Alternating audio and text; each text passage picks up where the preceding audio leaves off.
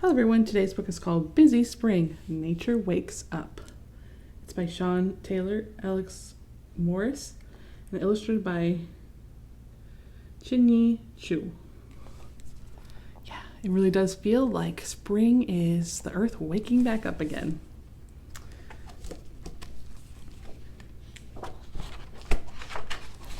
So our title page, we've got some gardening equipment.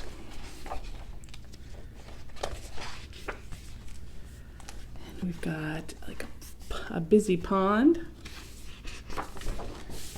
In the wintertime, the garden felt quiet and gray, and it looked like it was sleeping. And then one morning, Dad was wearing his sweater with a hole in it. That meant it was a good day for going outside to do gardening. So in the winter, it feels like the garden is sleeping, but Dad's wearing his not so nice clothes he doesn't mind getting dirty. So it means it's time to go back in the garden. And it was. It went. So did my little sister Jasmine. I went. So did my little sister Jasmine. The yard was bright and birds were singing, hopping, and pecking. A big bee flew by in a hurry. Everything smelled like wet earth and sunshine. It's warm, said Jasmine. Dad nodded. It's spring. So their garden is definitely not sleeping anymore. Lots of insects and animals doing all sorts of things. Dad told us he had digging to do and we could carry things to the compost heap, then help plant carrots. He said, "Let's see where I left the fork." "Let's see," said Jasmine. She splashed through a puddle, birds flew up and continued chattering in the trees. "The birds are all busy," I said. Dad told us everything's busy. The plants are busy, the animals are busy. Spring's a busy time. Jasmine shouted, "Busy spring!" Yeah, everyone, including this family, are busy getting all sorts of things done in springtime.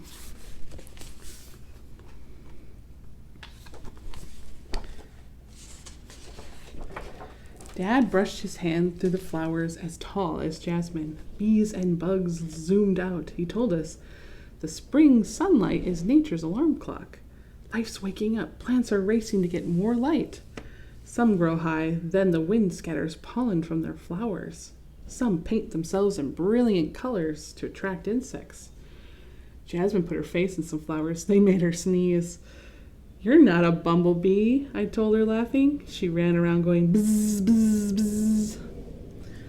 So flowers are starting to grow to attract insects to them, and pollen, unfortunately for those who have allergies, the wind is carrying pollen from one plant to another. It's a time of growth. Jasmine buzzed around the pond. "There are tadpoles," she shouted. Dad said, "Did you know tadpoles turn into butterflies?" I told him they turn into frogs. Silly Dad. "Oh yes," laughed Dad. "That's right. Frogs make too many babies to count. The fastest and luckiest tadpoles grow big and strong. And when they become frogs, you'll hear them croaking spring songs." "Can I jump like a frog?" I asked. "Can you jump like a frog?" I asked Jasmine. "No," she said, "but I can fly like a flutterby." So here we have some in the pond, some eggs. That's the first stage of frog development. And then we've got kind of different stages of tadpoles where they look very tiny. They just have a tail. Then we've got where they've got a couple of legs and their tail's getting even bigger. Then we've got legs and a tail still, and then we've got a fully grown frog. So there in this little picture, we've got a little capture of a frog life cycle. So, kind of fun. All the things that might be happening in the pond. Jasmine fluttered away and fluttered back. Birds swooped like they were playing too. One stopped on a branch. I said, she's eating a twig. She's not eating it, said Dad. There are lots of tasty caterpillars around her for to eat. She's collecting twigs to make a nest, and soon there'll be newborn chicks up there. Cheep, cheep, cheep, sang Jasmine. Cheep, cheep, cheep. It didn't sound like quite sound like all the birds, but it sounded happy like them. So birds are getting ready they're making their nest to get ready for the eggs that they're going to lay, which will turn into newborn chicks.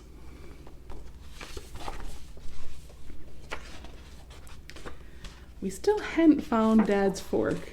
It wasn't by the shed, but the hole where the fox lives was, and Jasmine peeped down. Is the fox inside? I asked. Dad nodded. Yes, she'll have fox cubs by now. Little fox cubs, Jasmine called. Come and play. They just want to be with their mom for now, whispered Dad. But soon they'll be playing games in the spring sunshine. What games? I asked. Rolling and bouncing, said Dad, and chasing and pouncing. Then he chased us like we were foxes. Oh, cute. Look at the fox and their little fox cubs or kits. And having a fun time. My neighbor one year, the fox decided to have its cubs or kits in his yard, and so we kind of got to watch them grow up. It was so fun. They're so cute. And they are certainly playful. I ran behind the compost heap. Dad, I shouted, here's your fork. Dad came to get it. Who lives there? Jasmine asked. Dad rolled back the log with the fork.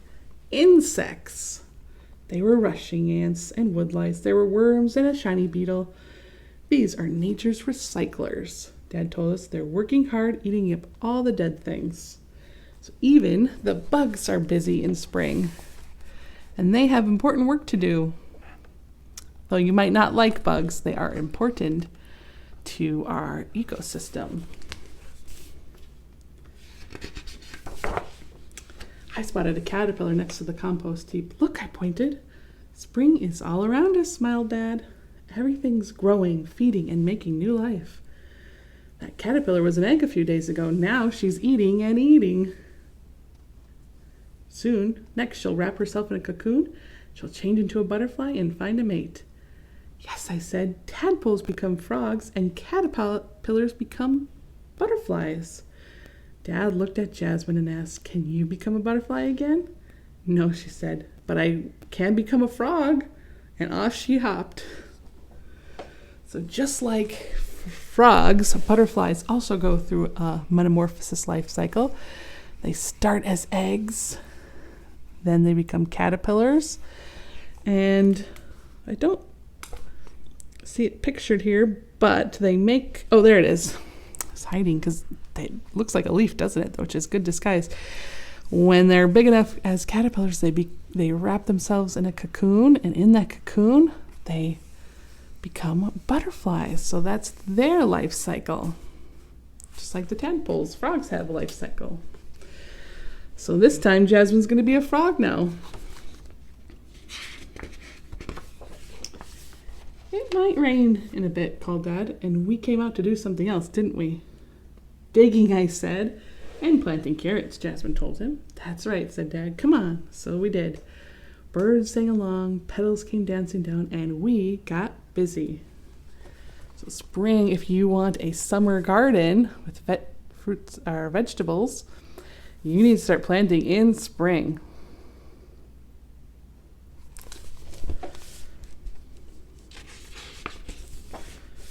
What is spring? Spring sunshine is nature's alarm clock, telling wildlife to wake up after winter. You can see, hear, and smell the signs of new life as the season arrives with a rush of energy.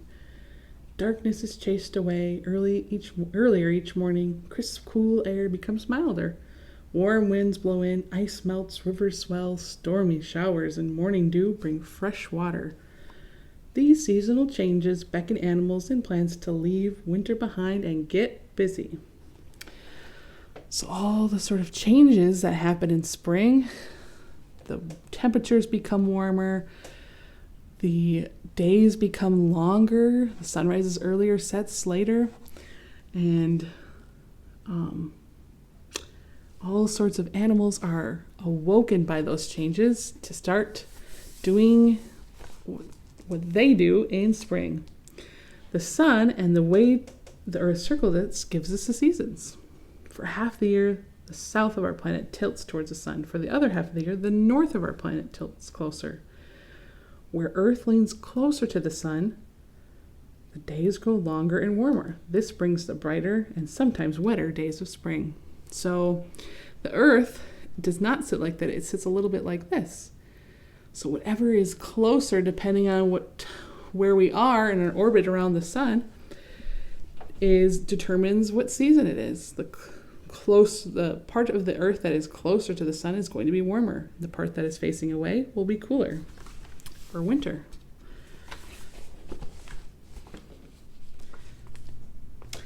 On these next few pages, the author has provided lots of information about plants and animals during spring. It's great information. It's a lot to read, so I'm not going to do it now, but you can learn all sorts of different things that animals and plants and the environment does in springtime. It's a time of great change. I will read this last page. It says, how you can help. Because of climate change, spring's arrival is shifting. Buds are bursting open earlier and bees are buzzing around sooner. The changes can be harmful for plants and animals. It's important for them to wake up and grow at the best time. You can help by learning about climate change and how it affects wildlife, then acting on what you find out. You can put up bat boxes or birdhouses, provide insect hotels and bird feeders, make a wildlife pond, provide a feast for wildlife by planting flowers and trees, and help scientists protect nature by recording and sharing the first signs of spring. And here you can go to these websites to find out more. I thought that was a fun book about all the just countless changes that you might observe in springtime. And I challenge you to go out and to just your backyard or maybe the neighborhood around where you live and see what you notice changing this spring. Thanks for reading and learning with me. I hope you have a terrific day. See you soon.